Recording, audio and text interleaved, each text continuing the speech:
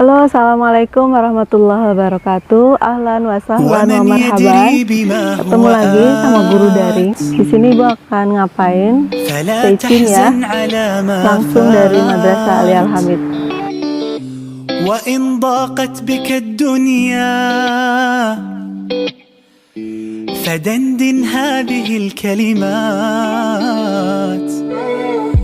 ألم نتجاوز العثرات بلى بلى وعادت للحياة حياة تذكر ليست الدنيا لا لا لا لا لا, لا وإن طالت سوى لحظات لذا دندن مع الكلمات تفاعل خير تلاقي خير وما تدري.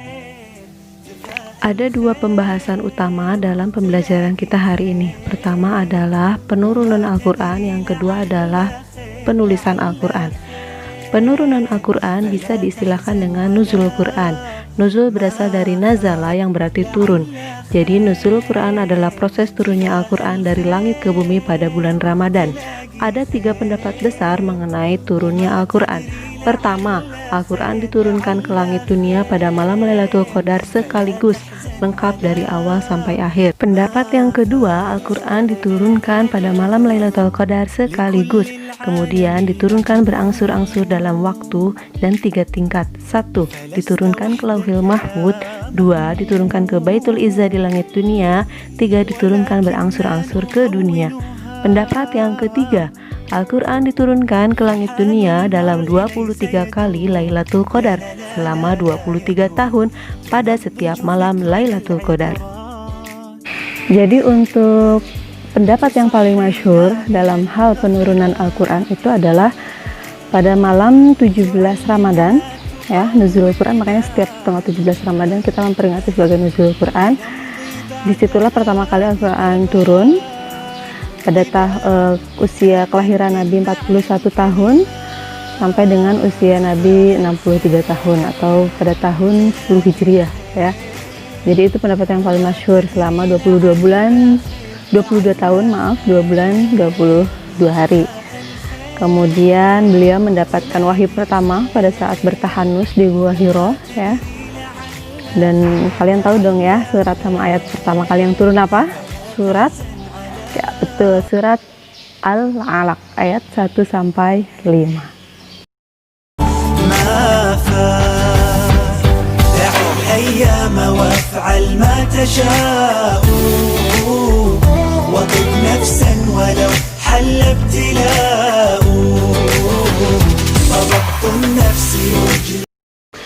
Penulisan Al-Quran adalah proses penulisan, pengumpulan Al-Quran dari sejak diterimanya oleh Nabi Muhammad SAW sampai dikumpulkan dalam satu mushaf yang bernama Mushaf Utsmani, yaitu pada masa Khalifah Utsman bin Affan, ya.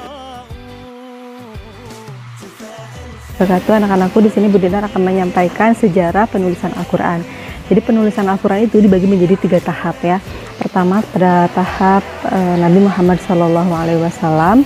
Pada saat ini kondisinya Nabi mendapat wahyu, kemudian Nabi menyampaikannya kepada sahabat, biasanya di rumah salah satu sahabat, karena sebagaimana yang kita tahu kan pada masa dakwah awal Nabi itu secara sembunyi-sembunyi. Kemudian para sahabat menerima wahyu tersebut langsung menghafalnya. Jadi pada zaman Nabi itu banyak sekali para sahabat yang menghafal Al-Quran, tapi kemudian ada yang sebagian menuliskannya, tapi menuliskannya masih tercecer di beberapa mushaf, ya. Ada yang di pelepah kurma, ada yang di tulang-tulang, bahkan di batu-batuan.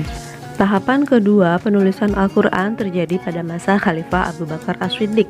Saat itu banyak peperangan yang mengakibatkan para sahabat penghafal Al-Quran meninggal dunia.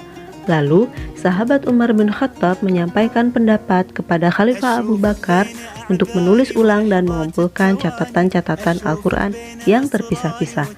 Kemudian Khalifah Abu Bakar memanggil Zaid ibn Sabit dan sahabat lainnya untuk menuliskan ulang Al-Quran yang terpisah-pisah dalam sebuah mushaf. Kemudian mushaf tersebut berada di tangan Abu Bakar hingga beliau wafat. Kalau anak-anakku, tahapan ketiga dalam masa penulisan Al-Quran adalah pada masa Khalifah Utsman bin Affan. Pada masa ini, Khalifah Utsman bin Affan sudah menerima mushaf atau lembaran-lembaran dari Khalifah sebelumnya, Khalifah Abu Bakar. Kemudian beliau berinisiatif untuk mengumpulkan, menjilidkan, merapikan dalam satu mushaf yang diberi nama Mushaf Utsman. Halo anak-anak, itu tadi pembelajaran kita hari ini tentang sejarah penurunan Al-Quran dan penulisan Al-Quran. Mudah-mudahan kalian memahami pembelajaran ini dengan baik dan terhibur dengan seliputan langsung Bu Dinar dari Pondok Pesantren Al-Hamid dan Gedung Madrasah Al-Hamid. Untuk tugas kali ini kalian cukup memberi komentar, silahkan komentar mengenai pembelajaran atau komentar mengenai tayangan ini, silahkan di bawah ini. Jangan lupa tulis nama sama kelasnya dulu biar Bu Dinar bisa ngecek siapa yang sudah komen sama yang belum. Sampai jumpa dengan pembelajaran berikutnya. Assalamualaikum warahmatullahi wabarakatuh.